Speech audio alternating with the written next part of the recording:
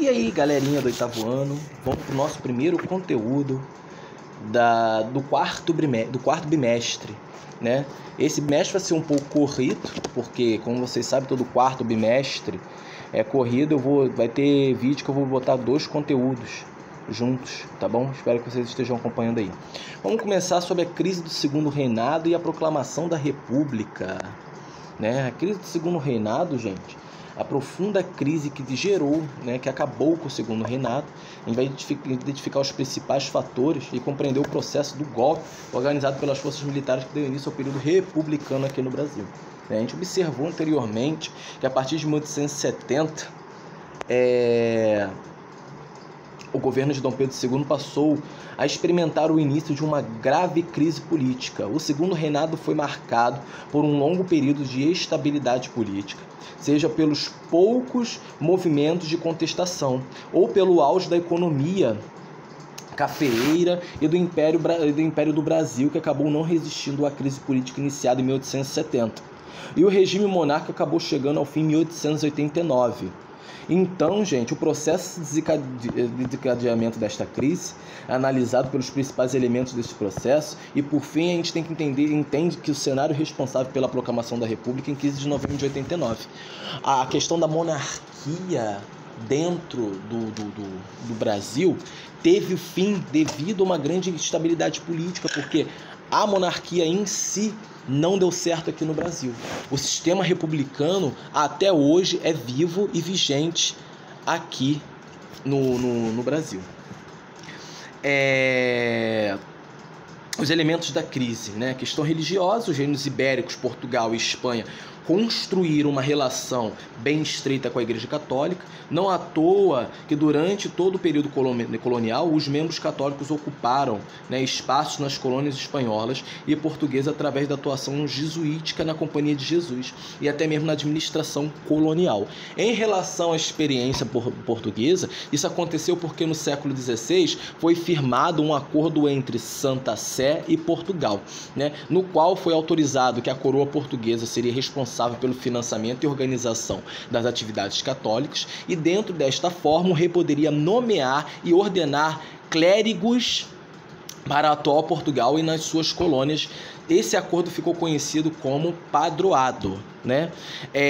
Quando o Brasil se tornou independente de Portugal, tal relação estreita com a Igreja Católica foi mantida pelo Império Brasileiro a partir da Constituição de 1824.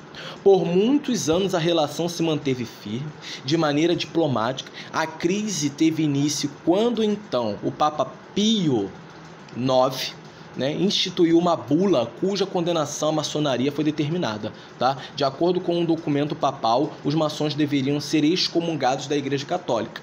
Esta bula, na Igreja Católica Apostólica Romana, é uma carta especial, um documento relativo à matéria de fé ou questões gerais que possui um selo do Papa, um selo papal. Dom Pedro II era integrante da maçonaria, como eu falei com vocês, né, quando a gente falou sobre o Segundo Reinado. E assim, sendo imperador, decidiu utilizar o padroado para recusar a ordem do Vaticano. Como a Igreja Católica no Brasil representava uma das maiores apoiadoras do Império, Dom Pedro II acabou não tendo muitos problemas com os clérigos. Porém, Dom Vital e Dom Macedo Costas, bispos de Olinda e Belém, respectivamente, decidiram seguir a determinação do Vaticano e promoveram a excomunhão daqueles envolvidos com a maçonaria. Frente à insubordinação dos bispos citados acima, como eu falei com vocês, né, Dom Pedro II decidiu utilizar a Constituição Imperial e julgou os clérigos por desobediência civil, o que resultou na prisão e condenação a trabalhos forçados. Pouco tempo depois, o imperador reavaliou a sua reação rigorosa e concedeu a anistia aos bispos. No entanto, era tarde demais. A relação, que já estava estremecida com a condenação dos bispos, e dividiu opiniões do império no ambiente religioso e na política e até mesmo entre a população. A reação autoritária do imperador contrariou a Igreja Católica, destruindo uma das relações mais importantes para a manutenção do poder monárquico. Porém, quando Dom Pedro II voltou atrás e decidiu anistiar os bispos, além da relação com a igreja não retornar ao que era antes, a posição do poder monárquico acabou se enfraquecendo à frente da opinião pública. A acusação da população era que, em primeiro lugar, o imperador não soube lidar com a insubordinação dos bispos e depois não foi firme o bastante e cedeu às pressões do Vaticano. Com esse passar do tempo, gente, a relação entre a igreja e o Estado, com o Brasil, no período imperial, foi se esgotando. Do início da questão religiosa até o fim do Império, foram decretadas leis que demonstravam o afastamento da relação. Funcionários públicos das escolas primárias não precisavam mais jurar fidelidade ao catolicismo e pessoas que querem religião foram autorizadas a eleger politicamente, tá? A questão militar, a Guerra do Paraguai representada o principal conflito armado ocorrido na América do Sul. Como a gente viu anteriormente no vídeo do terceiro bimestre, esse conflito, a Tríplice Aliança, foi formada por Brasil, Argentina e Uruguai, que derrotou as tropas paraguaias de Solano Lopes. Esta guerra foi intensa e visto que perdurou de 1864 a 1870 e resultou em diversas mortes. Devido à dificuldade do conflito, a atuação das tropas brasileiras, o exército imperial saiu extremamente fortalecido entre a opinião pública. No entanto, o prestígio que os militares experimentavam com a ocupação não era o mesmo, vindo do poder imperial. Os militares acreditavam que após a importante vitória na Guerra do Paraguai, recebiam outro tratamento do imperador. No entanto, mesmo após a vitória na guerra, o exército seguiu sem ter suas reivindicações atendidas, como revisão da aposentadoria, direito de casar sem a permissão de superiores, melhores condições estruturais dos quartéis e entre outros tipos de exigências. A partir de então, os membros do Exército passaram a utilizar a visibilidade e o prestígio social proporcionado pela vitória na Guerra do Paraguai, a assumirem publicamente posições contrárias ao imperador e ao regime monárquico.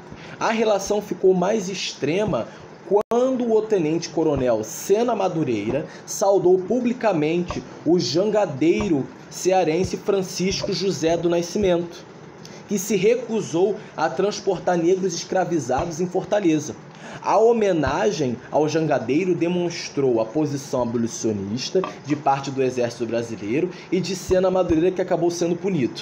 Outro episódio também que marcou, que contribuiu para a relação entre o exército e o império, que o império desmoronasse de vez, foi a crítica contra Alfredo Chaves, então ministro da guerra, feita pelo coronel Cunha Matos, que também foi punido. Os militares do exército, que já estavam próximos aos pensamentos republicanos, positivistas, que passaram a denunciar a perseguição do império através da imprensa. No período republicano, a federação, esse cenário é então marcado pelo desgaste da relação entre exército e o poder imperial. Gente, positivismo no exército, vou dar uma linkada aí para vocês. Quando se tornou professor da Escola Militar na Praia Vermelha do Rio de Janeiro, Benjamin Constant inseriu no currículo a análise da doutrina sociológica de Augusto Comte. O positivismo de Comte previa uma evolução da sociedade a partir da ordem. Desta forma, Comte tecia duras críticas aos regimes monárquicos e às práticas escravocratas também, uma vez que defendia a modernização da sociedade baseada na ordem, e as práticas monárquicas não condiziam com esse ideal. Assim sendo, os militares, que se tornavam cada vez mais dedicados à obra de Comte, com o tempo se tornaram adeptos dos ideais republicanos que surgiram aqui no Brasil. A ideia positivista de Augusto Comte refletiu totalmente dentro da proclamação da República, graças aos militares. Eles se posicionaram dentro das ideias de Augusto Comte. Questão republicana. A questão republicana, gente, os ideais republicanos já estavam circulando pelo Brasil desde os tempos coloniais. O importante, a gente tem que lembrar que as rebeliões que eu falei com vocês, né? A Inconfidência Mineira, a Conjuração Baiana, a Revolução Republicana, a Revolução Pernambucana, que já possuem um caráter republicano. Já no período imperial, a Confederação e a Revolução da Farroupilha também são símbolos fortes da presença dos ideais republicanos. Já na segunda metade do reinado de Dom Pedro II, os ideais republicanos circulavam pelos profissionais liberais do Rio de Janeiro e já decidiram, em 1870, publicarem o Manifesto Republicano. O Manifesto Republicano foi feito pelo jornal A República e contou com as diversas críticas ao poder imperial. O objetivo era fazer o manifesto atingir o máximo de pessoas interessadas possível e que, consequentemente, fossem organizados pelos clubes republicanos por outras cidades. Não tardou para que surgisse, gente, um clube republicano em São Paulo, tá? Depois de algumas discussões sobre a atuação do grupo, o clube se transformou no Partido Republicano Paulista, o PRP. Em 1873, o PRP concordava com os termos do Manifesto Republicano, tá? Publicado no Rio de Janeiro, embora tivesse em sua maioria integrantes cafeicultores do Oeste Paulista.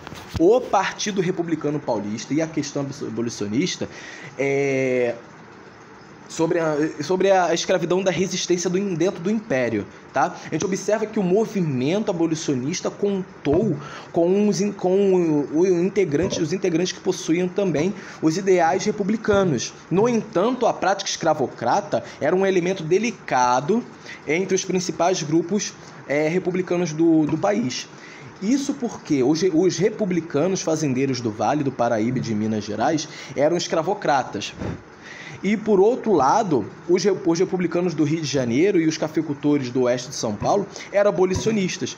Eu ressalto para vocês também que os profissionais liberais cariocas foram os primeiros entre os brancos a defenderem a abolição, e os cafeicultores do oeste paulista já utilizavam trabalhadores imigrantes como mão de obra, tá? Dentro desse fato, a discussão sobre a abolição da escravidão estremeceu no movimento republicano.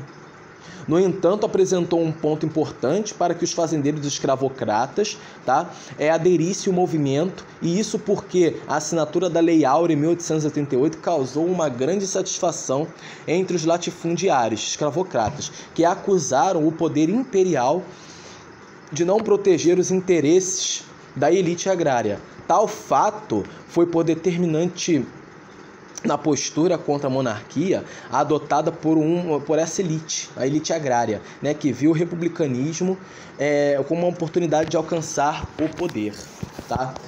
A proclamação da República é um país repleto de divergências políticas e questões sociais não resolvidas. A fragilidade do governo imperial se tornava evidente. Essa fragilidade ficava ainda mais clara devido à crise financeira enfrentada pelo Brasil após a Guerra do Paraguai. Dom Pedro II, gente, já idoso, com a saúde frágil, não tinha condições de evitar o avanço da oposição do seu governo. O processo de proclamação da República teve início com um levante organizado pelo Marechal Deodoro da Fonseca em 15 de novembro de 1889. Reuniram-se, então, no Campo de Santana, no centro do Rio de Janeiro, republicanos e militares, com o objetivo era pôr o fim ao Império do Brasil. Deodoro da Fonseca assinou o documento que legitimaria o início da República Brasileira, encaminhando para a corte, que exigia, entre outras coisas, a abdicação de Dom Pedro II. Por meio da saída do imperador da família real do país, dessa forma, a proclamação da República representou a queda do Império Brasileiro, tá? Na qual durou menos de 70 anos. Dentro disso, a imposição de uma nova forma de governo presidencialista pôs fim ao reinado de Dom Pedro II, que partiu com sua família em 3 dias após a proclamação da República, a 18 de novembro, rumo à Europa, de volta para casa. Exercício, gente, página 245, 246 e 247. Já estou disponibilizando o gabarito para vocês, ok? 1 e 2, 3, 4 e 5, 6 e 7, 8, 9, 10, 11, 12, 13, 14, 15, 16, 17, 18, 19. E a 20. Fiquem com Deus, se cuidem, por favor, não se descuidem, tá bom? Saudade de vocês.